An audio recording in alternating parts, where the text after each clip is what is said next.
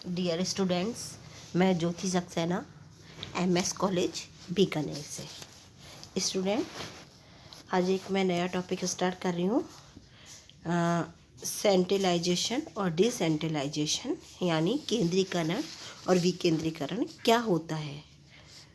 Student, पहले हम बात करते हैं केंद्रीकरण की। केंद्रीकरण और विकेंद्रीकरण दो अलग अलग विचारधारा हैं।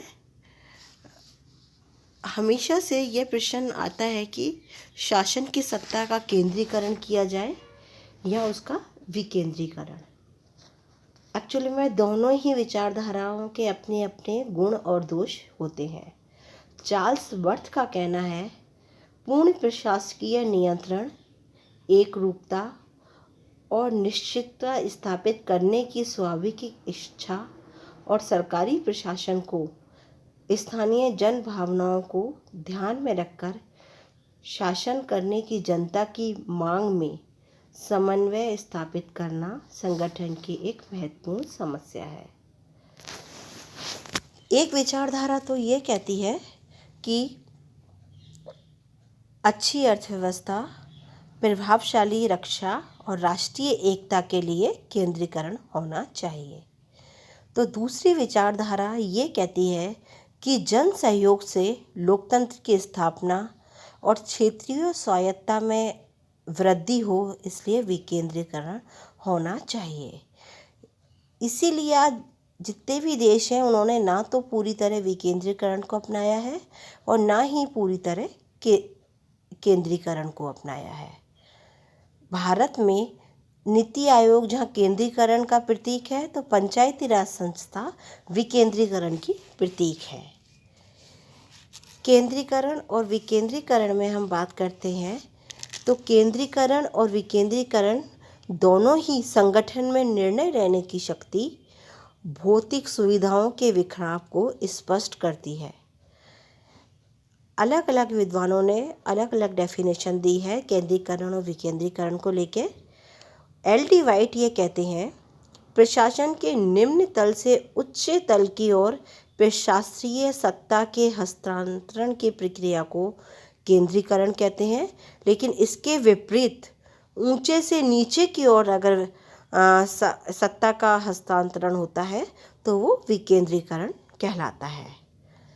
लुइस ए एलन का कहना है, केंद्रीकरण का अर्थ उस स्थिति से है जिसमें किए जाने वाले कार्यों के संबंध में अधिकांश निर्णय उन व्यक्तियों के द्वारा नहीं लिए जाते हैं जो कार्य कर रहे हैं, बल्कि संगठन में एक उच्च स्तर पर निर्णय लिए जाते हैं।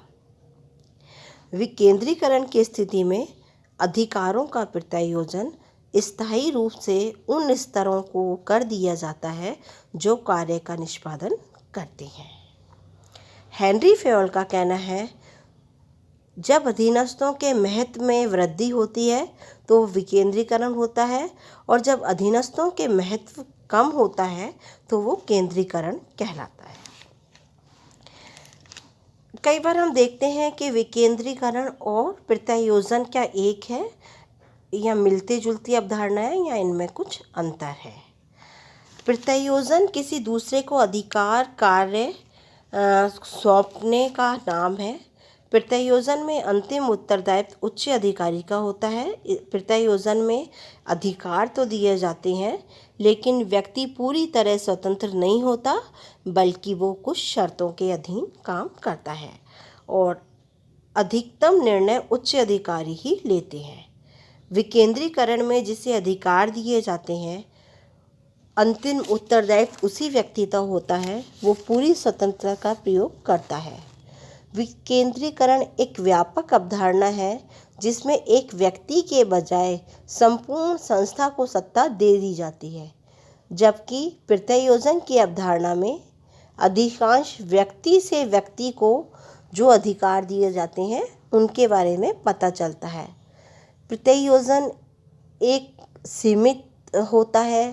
प्रत्यायोजन में संगठन की आंतरिक व्यवस्था जुड़ी होती है। प्रत्यायोजन अप्रत्यक्ष भी हो सकता है, प्रत्यक्ष भी हो सकता है। दीर्घकालीन भी हो सकता है और अल्पकालीन भी हो सकता है। जबकि अगर हम विकेंद्रीकरण की बात करते हैं तो विकेंद्रीकरण की प्रकृति राजनीतिक, प्रशासनिक और भौतिक होते हुए भी बहुत ज़्यादा बड़ी या व्यापक होती है। विकेंद्रीकरण प्रजातंत्र के मूल्यों और भावनाओं से जुड़ा होता है। विकेंद्रीकरण व्यापक, प्रत्यक्ष, पूर्ण और स्थायी होता है। पीटर डकर का कहना है विकेंद्रीकरण संघवाद के सिद्धांत के पास आधारित होता है, जबकि प्रत्यायोजन में ऐसा नहीं होता है। अगर हम प्रत्यायोजन और विकेंद्रीकरण की बात करें तो इसमें बहुत ज़्यादा अंतर है।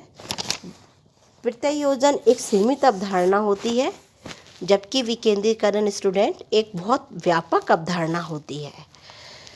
प्रत्यायोजन सीमित होता है, विकेंद्रीकरण व्यापक होता है।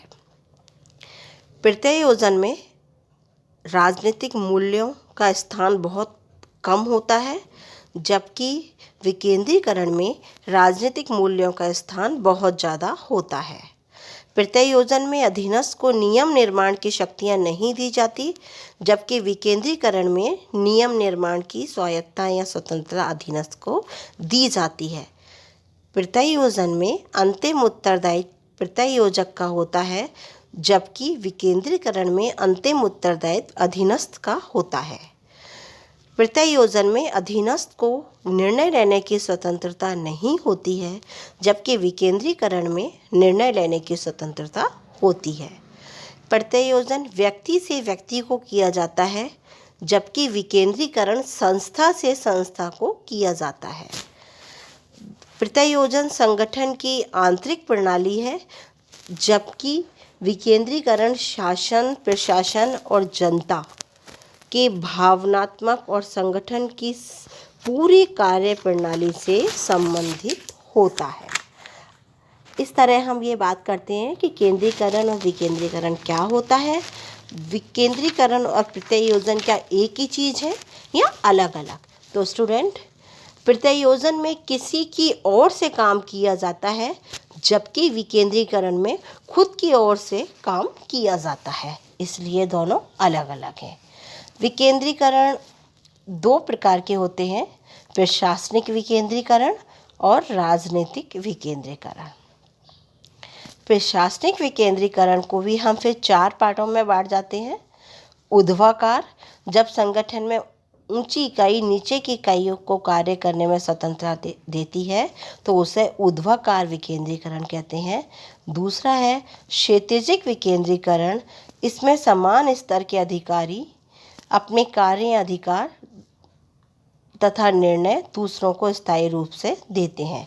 क्षेत्रीय विकेंद्रीकरण, जब कोई संगठन अपने कार्यालय दूर दूर बनाता है और उन्हें कार्य करने की स्वतंत्रता देता है तो उसे क्षेत्रीय विकेंद्रीकरण कहते हैं। फिर आता है कार्यात्मक विकेंद्रीकरण।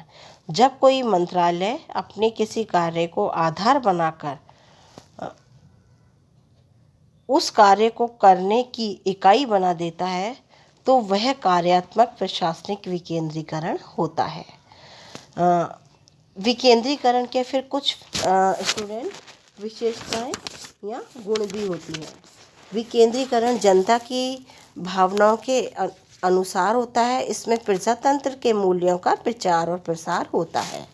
विकेंद्रीकरण की व्यवस्था अपनाने से कार्य का जल्दी से पूरे हो जाते हैं। प्रशासन में लोचशीलता और परिवर्तन बना रहता है। कठोरता और लाल फीताशाही दूर होती जाती है। नवाचारों को प्रोत्साहन हम विकेंद्रीकरण के माध्यम से ही दे सकते हैं। विकेंद्रीकरण से आत्मविश्वास में बहुत ज़्यादा वृद्धि होती है। विकेंद्रीकरण से नीति और क्रियान्वयन में समन्वय बना रहता है। चार्ल्स बर्थ का ये कहना है, विकेंद्रीकरण में केवल प्रशासनिक कुशलता के अलावा कुछ लाभ भी होते हैं। नागरिकों की व्यक्तिगत भावना के विकास पर इसका प्रत्यक्ष प्रभाव पड़ता है। विकेंद्रीकरण में आत्मिक गुण भी होते हैं। थॉमस जेफरसन कहते हैं, बेहतर प्रशासन पर सत्ता के एकीकरण और केंद्रीकरण का नहीं बल्कि उसके वितरण का भी बहुत ज़्यादा प्रभाव पड़ता है। लुई एलन का कहना है, विकेंद्रीकरण के इन लाभों में विविधता का प्रसार होता है, संसाधनों का सदुपयोग होता है, प्रतिभाओं का विकास होता है, उच्च प्रबंधकों का कार्यकुशल बोझ बहुत कम हो जाता है।